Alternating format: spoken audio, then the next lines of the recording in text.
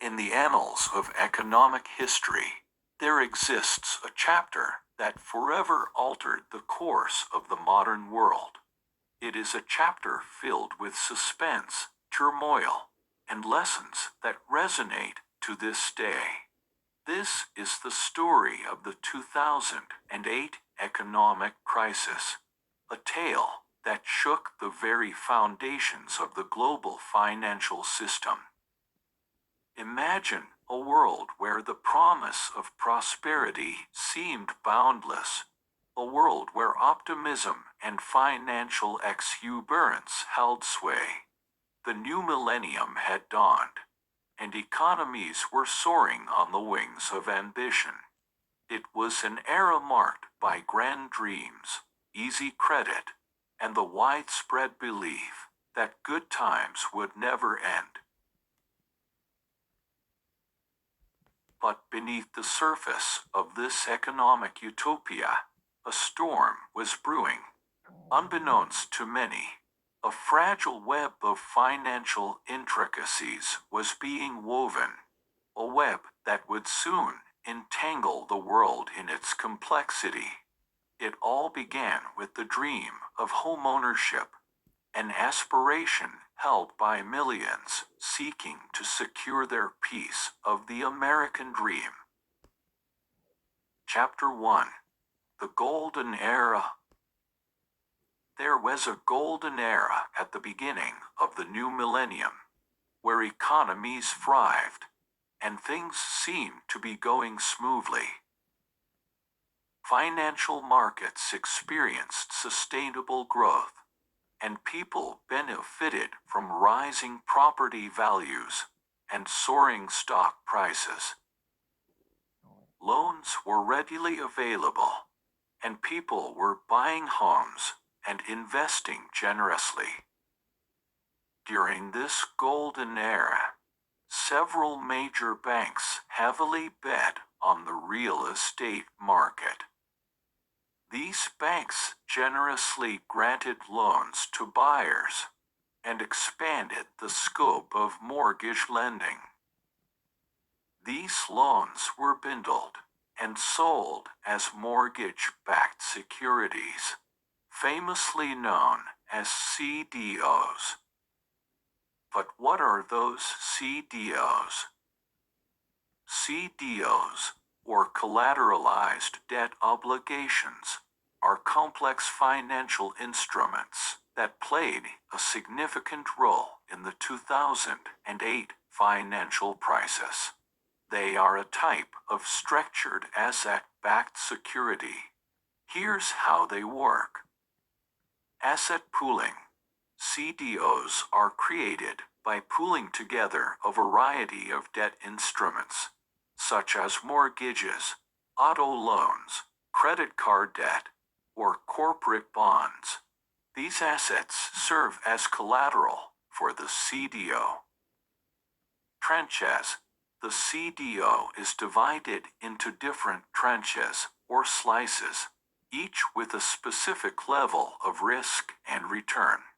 These tranches are typically labeled as senior, mezzanine, and equity, with senior tranches considered the least risky, and equity tranches the riskiest. Payments. When borrowers make payments on the underlying debt, e.g., mortgage payments, those payments flow into the CDO. The CDO, in turn, makes payments to investors based on the priority of their tranche. Senior tranches receive payments before mezzanine tranches, and mezzanine tranches receive payments before equity tranches. Credit enhancement. To attract investors and achieve higher credit ratings, CDOs often include credit enhancement mechanisms, such as over-collateralization and reserve accounts. These mechanisms provide a cushion against potential losses. Risks. CDOs carry various risks. The main risk is credit risk, meaning that if a significant number of the underlying loans default, the value of the CDO can plummet. This risk is particularly important because CDOs often contained subprime mortgages, higher-risk loans to borrowers with poor credit histories, prior to the 2008 crisis. Ratings. Credit rating agencies evaluate CDOs and assign credit ratings to their tranches. However, in the lead-up to the 2008 financial crisis, these ratings turned out to be overly optimistic, contributing to the crisis. CDOs are an example of how complex financial products, when poorly understood and improperly managed, can pose significant risks to the financial system and the broader economy. In the aftermath of the crisis, there were calls for increased regulation and transparency in financial markets to prevent such events from happening again. Chapter 2. Red Flags.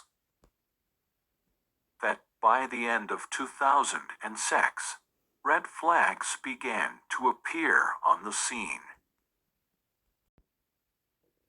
Some real estate markets began to decline, and mortgage delinquency rates increased due to job losses and the rapid rise in interest rates.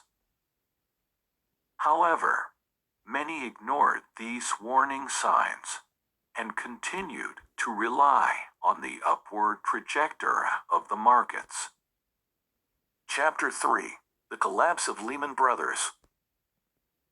In September 2008, disaster struck.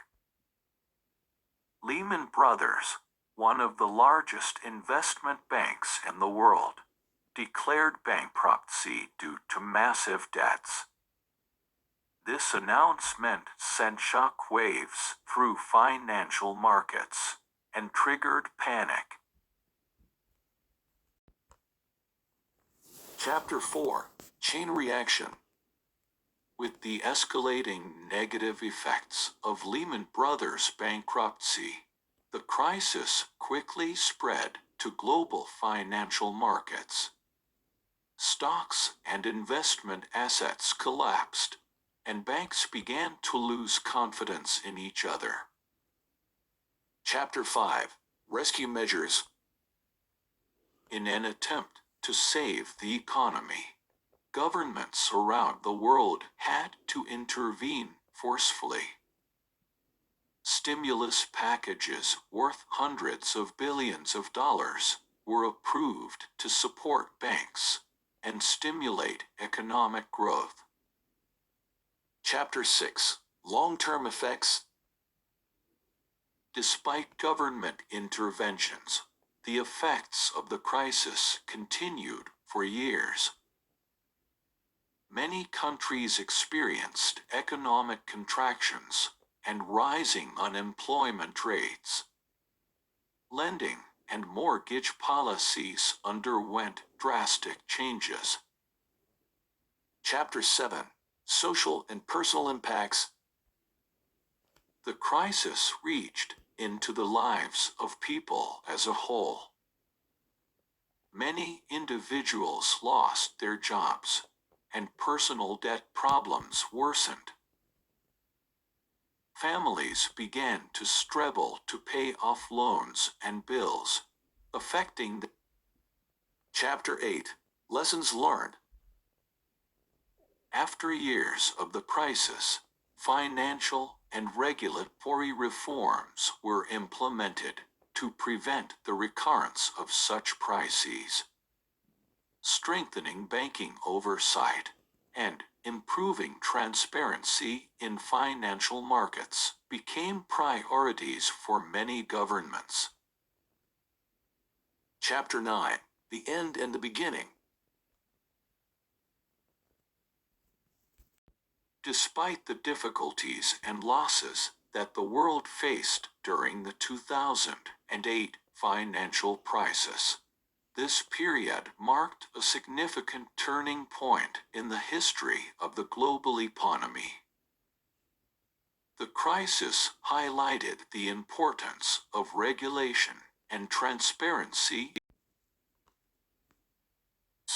and influenced the formulation of more sustainable economic and financial policies. With this, our story about the 2008 financial crisis comes to an end, a crisis that deeply impacted economies and individuals worldwide.